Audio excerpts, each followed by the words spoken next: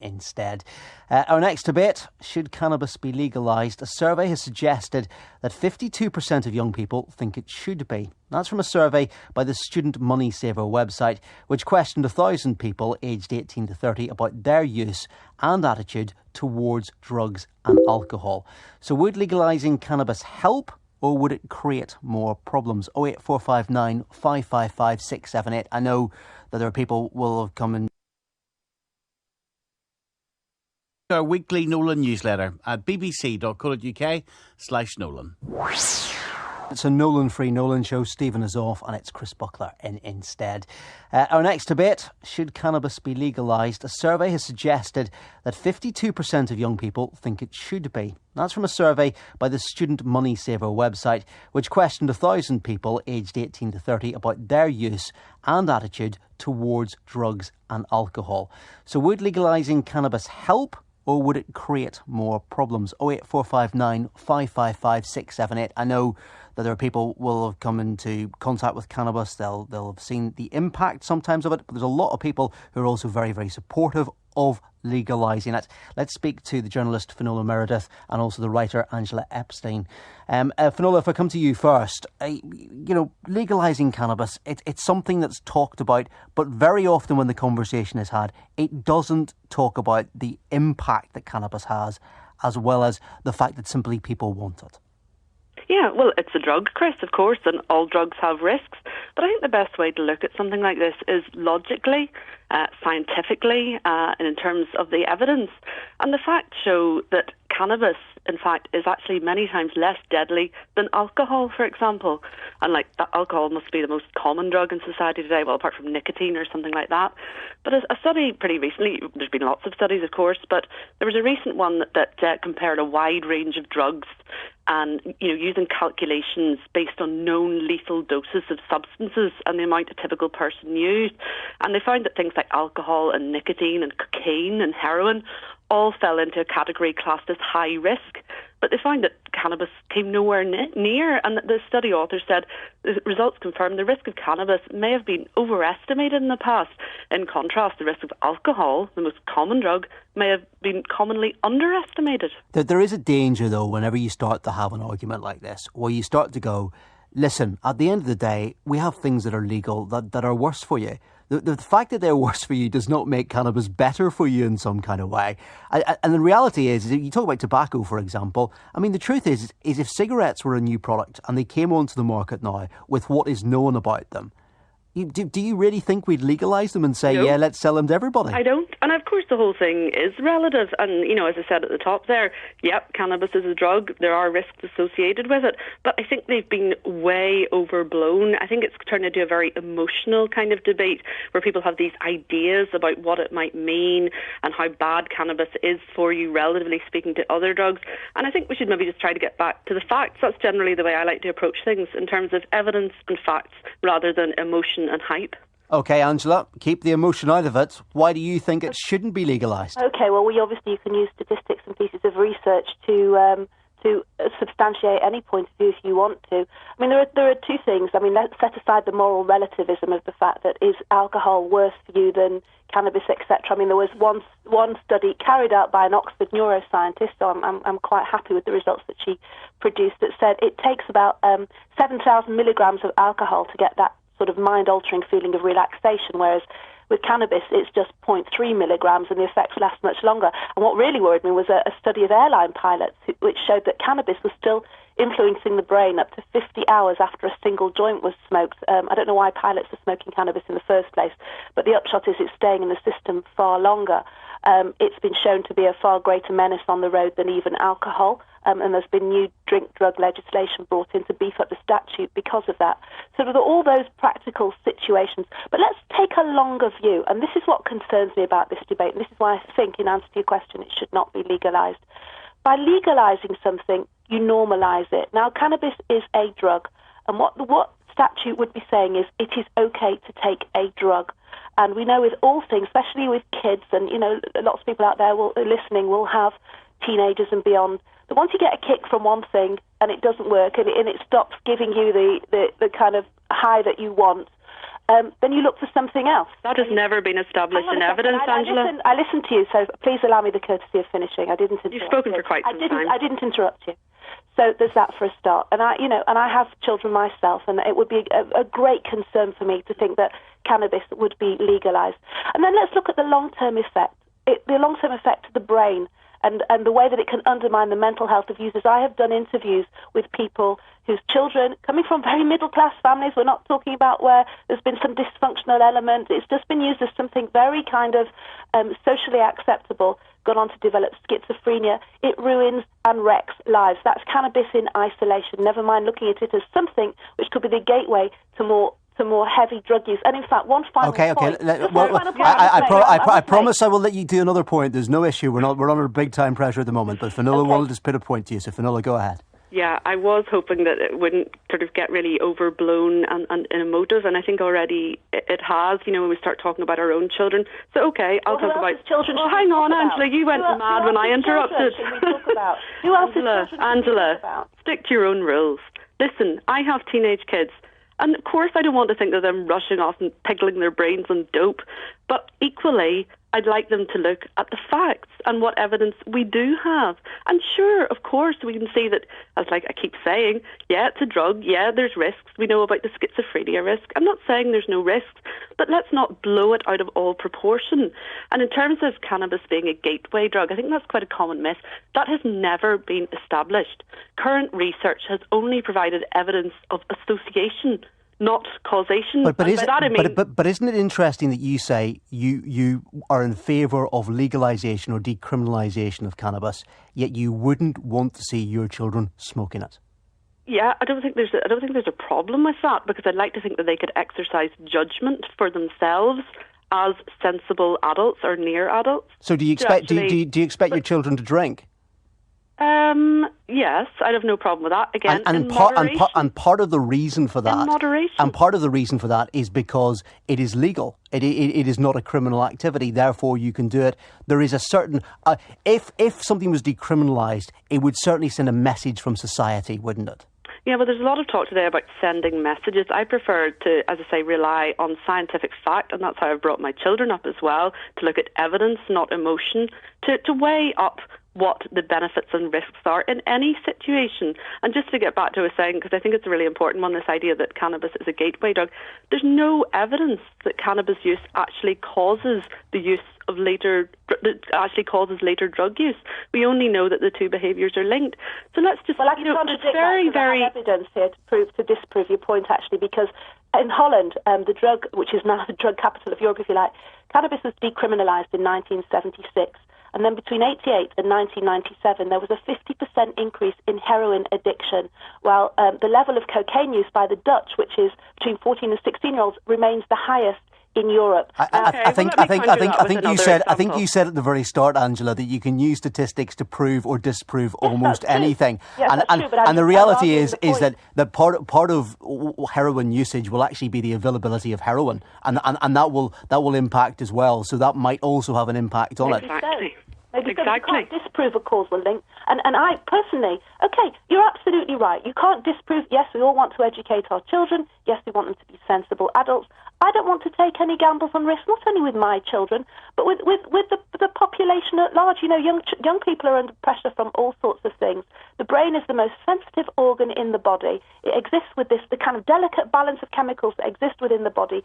Why would you want your children to imbibe a drug which can lead to memory loss? I don't want them to. And paranoia. I don't want them to. Okay. I brought them up, I hope, to be able to make good choices for themselves. Okay, but if the government is saying it's okay to take it, why they can then turn around and say, well, Mum, it's legal. 08459 555 678. Stay on the line, you two, because I want you to talk to some callers as well. Mike is in Carrickfergus. Mike, what do you have to say? Well, I'm listening to the arguments, and really, I don't see the point in comparing cannabis with alcohol and things like that. We're not dealing with the problems. I mean, the problems that alcohol causes, for a start, are already there. We all know about them. Cannabis causes many, many problems as well. I used to smoke quite a lot of cannabis when I was young, and I did go on to take LSD, cocaine, speeds, but not that much, because, to be honest, it wasn't as readily available as it is nowadays. But the point is, I have a lot of friends that would still take cannabis, and I mean, basically they're sitting in their bedrooms at 40 and 50 years of age, still smoking cannabis, and they haven't moved on. It creates apathy, and it just means you know, people who smoke it all the time and make it their way of life, it ruins them. It ruins their ideas and their thoughts. I think they have great ideas, but they don't. And the reality is, they're sitting there not doing anything about anything, wasting their lives away smoking this stuff. Well, Mike, I was going to say that it's any different than alcohol, because alcoholics do the same thing in a different way. I was going to say, Mike, do you want to have a word with Gary, because Gary's on the line, and you do smoke cannabis? Yes, I do indeed. And what do you have to say to Mike there? He's basically saying you are people, and it's this kind of, I suppose, this caricature to some extent of what they call stoners, this idea that you sit in your bedroom, you do very little, and that cannabis just creates that apathy. Well, I work 9.5 hours a day, 6 days a week. I smoke cannabis at nights. I've got a bad back. I suffer from insomnia, and it helps me. Cannabis was first found to have medicinal use in China 4,000 years ago. And, you know, I mean, I take a drink too, but I'd prefer not to drink. I'd rather go to a party with somebody smoking dope than go to a party with alcohol where there's nearly a good chance there's going to be a fight or an argument. I enjoy smoking it, and it helps me get on with my life. I'm in my 50s too, like that guy said, and I've tried all their drugs, but I've always just come back to cannabis. Yeah, but I mean, do you need it? No, I don't need it. I'm not an addict. I just smoke it. I'm a user, not an abuser. At the end of the day, you see, that's the thing. People get that they like it, and it's available, and you can use it, and all the rest of it. I have no problem with that. But if you're in a situation where it's not doing you any harm or doing your family any harm, or it's not, you know, because it's cheaper than drink, let's be honest. But the reality is, you said there you had a bad back, and you went on to compare it to alcohol and all the rest. Well, yes, alcohol. I mean, people going into bars, going holding hands, and then they come out beating the head at each other. They don't do that with cannabis. We all know that. But at the same time, cannabis creates apathy. And why do you need to sit at home and get this relief from cannabis? It's an awful good feeling to be completely clean. And believe me, I know, because I wasn't for a long, long time. Do we want to see a society where we have millions of young people who crawl out of bed and just think about the next joint, who are, as gentlemen just said, demotivated and not looking beyond the horizons of where they'll get their next fix from, and turning around to their parents or to anybody and saying, but it's okay because the government said it's okay, because the judicial system said it's okay. You know, that's a very, very hard argument to get past. Angela and Finola were fighting about the idea that cannabis is or isn't a gateway drug. What is striking about both you, Gary, as well as Mike, is that you both say you used cannabis and you went on to use other drugs. Do you think it's a gateway drug, Gary, as a user? No, I personally don't. I think now, if I was at a party and somebody said, do you want a line of coke? I would have went, years ago I would have went, oh, certainly, I'll take a line. But at the end of the day, I would have been sitting smoking a couple of joints afterwards. That's quite a statement, though, isn't it? Oh, I'll take a line. That you know, the drugs really do have an impact on your health, on your well-being, on what you do, don't they? No, not really. Not for me, because I would have a smoke at night. I wouldn't smoke, you know, during the day when I'm at work. I drive for a living. I've never had an accident. I know it might be in my system, but you know, it doesn't have the effect. It doesn't last. No, sure, I think it's really important to treat people like the adults they are. Angela's talking about some apocalyptic scenario where millions of young people aren't going to be able to get out of bed, and they turn to their mummy and say, but the government allows it. This is just facile talk. Let's deal in evidence. There's millions of young people not getting out of their beds at the minute because there's no jobs to go to, and they can't afford to go. And let's treat people like the adults they are, and let's deal in evidence, not anecdote. Let's go to another call. 08459 555 678. Joe's on the line from Belfast. Hiya, Joe. How you doing, Chris? How's it going? No, it's just caught the tail end of it there. The two girls talking. I have to agree with the latter girl there. The other girl that's saying about it's a gateway drug, and it's I don't personally think it is. I mean, I've been smoking cannabis 20 years. I was going to say, I hope you both take girl in the way that it's intended. Yes, okay. it's good. Okay. Well, Call me a girl more. There's people out there that do painkillers. There's drugs all over the place. What difference does it make? whether somebody has smokes a joint in their house. If one thing in their house, they're not outside, they're not causing trouble, they're not running the streets like half these idiots drinking. Okay, Joe, let Angela put a point to you, because she's dying to. All I was going to say is, and I don't like the way that we descend into insult by saying, "Oh, mummy, the government said it's okay." We don't have to have that kind of facile commentary. No, I'm sorry, it is comment. facile. That's the word I use, and it's a correct word. It's because the point is, what you're doing is, without making this personal, is you are somehow undermining the potential seriousness of this.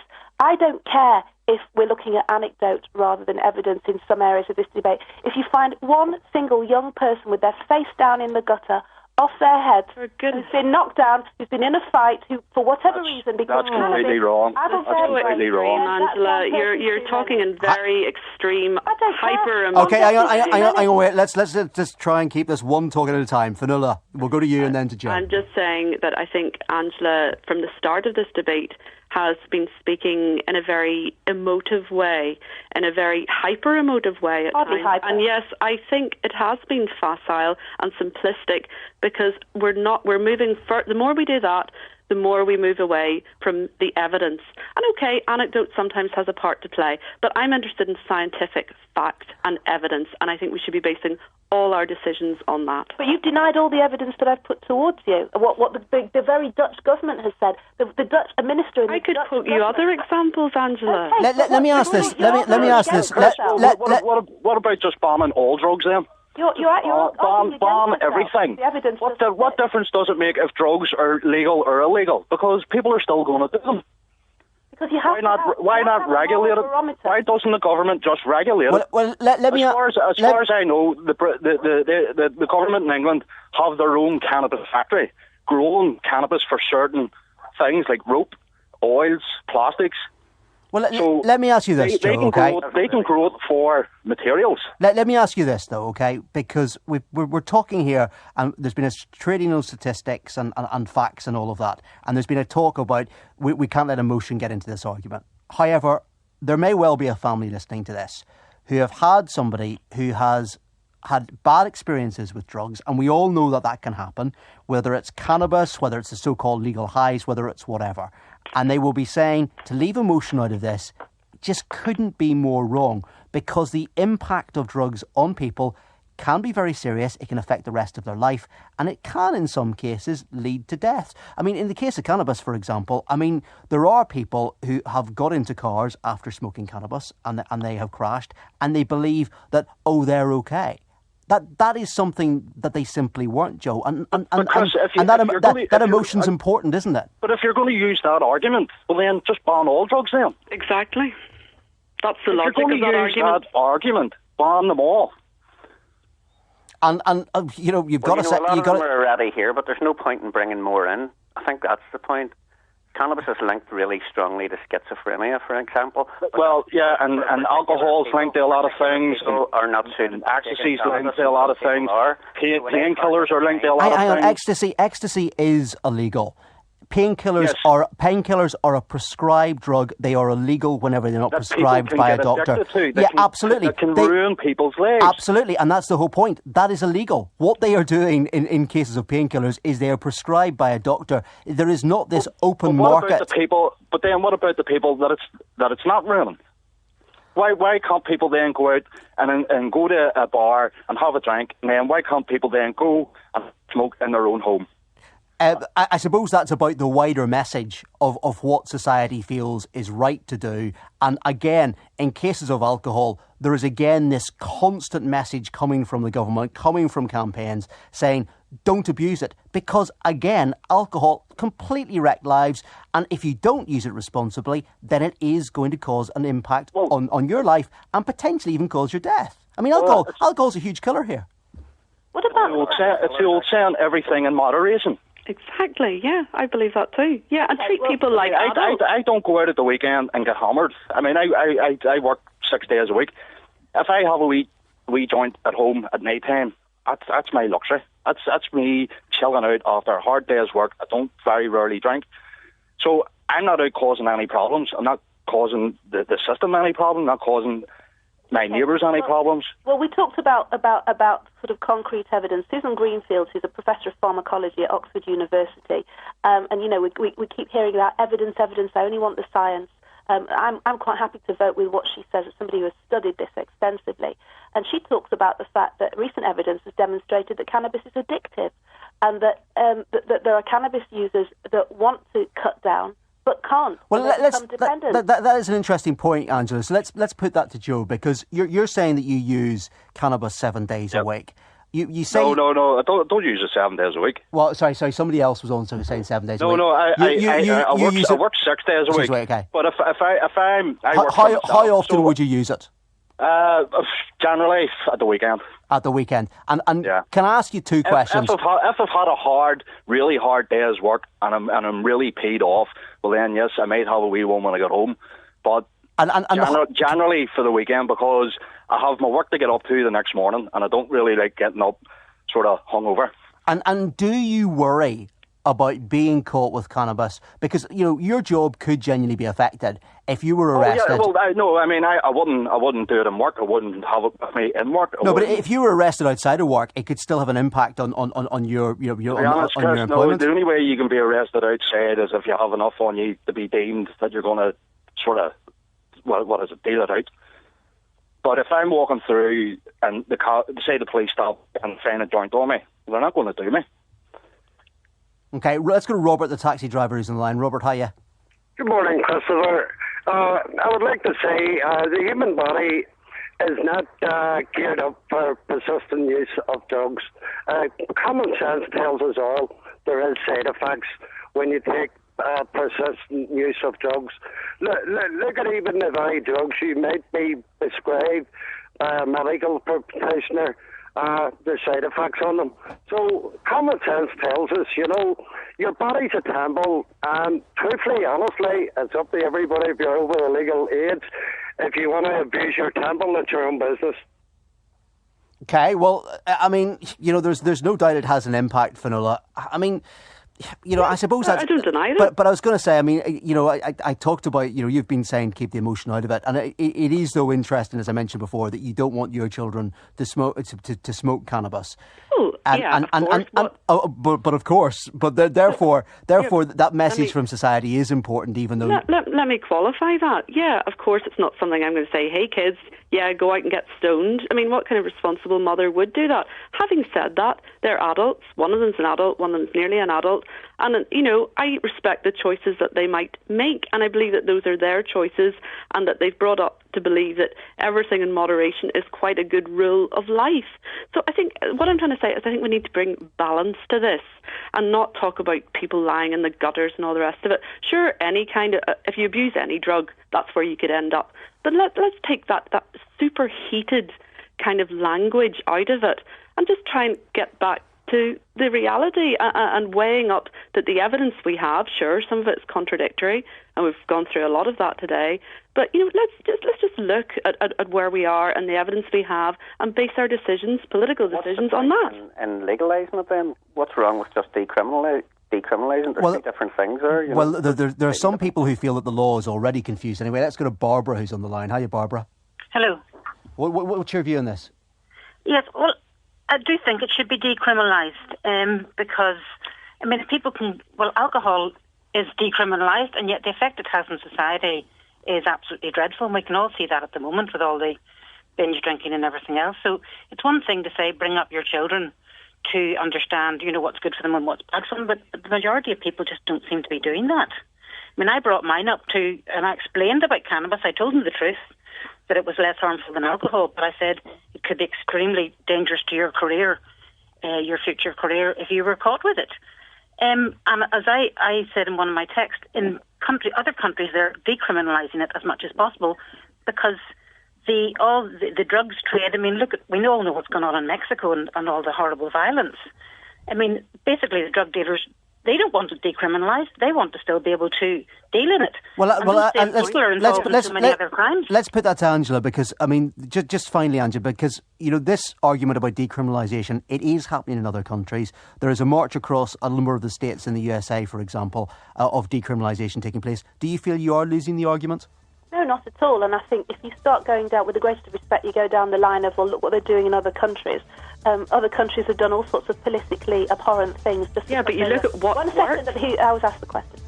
Because, people do politically abhorrent things in other countries and they're popular. Does that mean that we adopt them as well? Very quickly, Fionnuala, you've 10 seconds. Fionnuala's got 10 seconds just to finish. Yeah, go ahead. Look in Colorado, look what works. Their murder rates have tens of thousands of people found work in the state's cannabis market. It works there. OK, Fionnuala, Angela, thank you all very much indeed, and thanks to the callers as well. We are back from 9 o'clock tomorrow morning. Join us then. The phone lines will be open from then. 08459 555 678. We'll see you then.